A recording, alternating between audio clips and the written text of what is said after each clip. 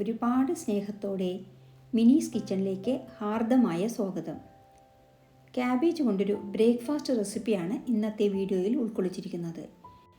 വളരെ ചുരുങ്ങിയ സമയം കൊണ്ട് ധാരാളം ക്യാബേജ് ചേർത്ത് ഈ ഒരു ഊത്തപ്പം തയ്യാറാക്കാം. വീഡിയോയിലേക്ക് പോകുന്നതിന് മുമ്പ് നിങ്ങൾ ആദ്യമായിട്ടാണ് നമ്മുടെ ചാനൽ കാണുന്നതെങ്കിൽ ഒന്ന് സബ്സ്ക്രൈബ് ചെയ്ത് താഴെ കാണുന്ന ബെൽ ബട്ടണിലെ ആൾ എന്ന ഓപ്ഷൻ കൂടി ഇനേബിൾ ചെയ്യണേ. എന്നാലേ നമ്മളിടുന്ന വീഡിയോസിൻ്റെ തുടർ നോട്ടിഫിക്കേഷൻ നിങ്ങൾക്കുടനെ ലഭിക്കുകയുള്ളൂ. അപ്പോൾ നമ്മൾക്ക് ഈ ഊത്തപ്പം ഉണ്ടാക്കാൻ തുടങ്ങിയാലോ? ഇതിന് ഒരു ബൗളിൽ 1 കപ്പ് റവയും 1 കപ്പ് ഗോതമ്പ് മാവ് വിട്ടു കൊടുക്കുക. ഇനി ഇതിലേക്ക് 3 പച്ചമുളക് ചെറുതായി അരിഞ്ഞത് ചേർക്കുക. 1 ക്യാരറ്റ് ചീവിയതും 1 കപ്പ് പൊടിയായി അരിഞ്ഞ ക്യാബേജും ചേർത്ത് കൊടുക്കുക. ഇനി ഇതിലേക്ക് 1/2 കപ്പ് തൈരും 1 പിടി മല്ലിയിലയും 1 സ്പൂൺ ഉപ്പും ചേർക്കുക.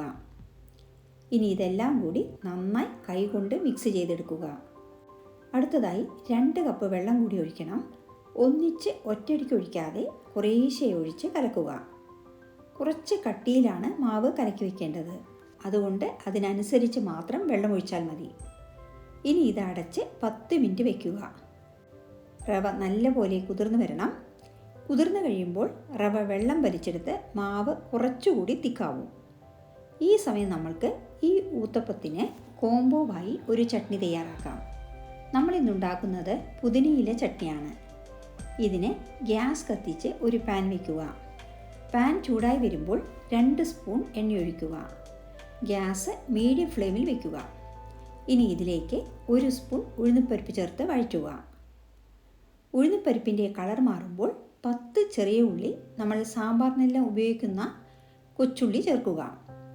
ഒന്ന് വഴറ്റിയതിന് ശേഷം 2 വെളുത്തുള്ളി, 2 പച്ചമുളക്, 1 ചെറിയ ഉരുള പുളി എന്നിവ ചേർത്ത് വഴറ്റുക. ഇനി ഇതിലേക്ക് 1/2 സ്പൂൺ ഉപ്പ് കൂടി ചേർക്കുക. ഉപ്പ് പൊടിക്ക് പകരം കല്ലുപ്പ് ചേർത്താലും മതി. ഇനി 2 പിടി പുതിനയില കഴുകിയത് ഇട്ട് കൊടുക്കാം. കൂടെ കുറച്ച് മല്ലിയില കൂടി ഇട്ട് കൊടുക്കുക. മല്ലിയില പുതിനയിലയുടെ 1/3 ഇട്ട് കൊടുത്താൽ മതി. ചട്നിയിൽ പുതിനയിലയുടെ ഫ്ലേവറാണ് മുന്നിട്ട് നിൽക്കേണ്ടത്. ഇനി ഇത് വഴറ്റുക. വളരെ പെട്ടെന്ന് തന്നെ ഇലകൾ വാടി വരും. 10 സെക്കൻഡ് ഇളക്കിയതിന് ശേഷം ഗ്യാസ് ഓഫ് ചെയ്യുക. ഇനി ഇത് നല്ലപോലെ തണുക്കാൻ വയ്ക്കാം. ആറിയതിന് ശേഷം 1/4 കപ്പ് തേങ്ങ കൂടി ചേർത്ത് കൊടുക്കുക.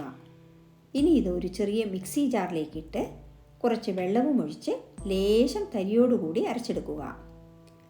ഈ ചട്നി നൈസായിട്ട് അരക്കുന്നതിനേക്കാളും സ്വാദ് ലേശം തരുതരിപ്പോടെ അരയ്ക്കുന്നതാണ്. ഇനി നമ്മൾക്ക് ചട്നി താളിക്കാം. ഇതിന് ഗ്യാസ് കത്തിച്ച് ഒരു പാൻ വയ്ക്കുക. പാൻ ചൂടായി വരുമ്പോൾ 1 സ്പൂൺ വെളിച്ചെണ്ണ ഒഴിക്കുക. എണ്ണയിലേക്ക് 1/2 സ്പൂൺ കടുകും 1/2 സ്പൂൺ ഉഴുന്നുപരിപ്പും 2 വറ്റൽമുളക് പൊട്ടിച്ചതും കുറച്ച് കറിവേപ്പിലയും ചേർത്ത് താളിക്കുക. അരച്ച ചട്നി ഒരു പാത്രത്തിലാക്കുക. ഇനി കടുക് താളിച്ചത് ചട്നിയിലേക്ക് ഒഴിച്ചു കൊടുക്കാം. അങ്ങനെ നമ്മുടെ വളരെ സ്വാദിഷ്ടമായ പുതിനയില ചട്നി തയ്യാറായി. ഇപ്പം നമ്മുടെ ഊത്തപ്പത്തിൻ്റെ മാവ് കുതിർക്കാൻ വെച്ചത് 10 മിനിറ്റ് ആയിട്ടുണ്ട്.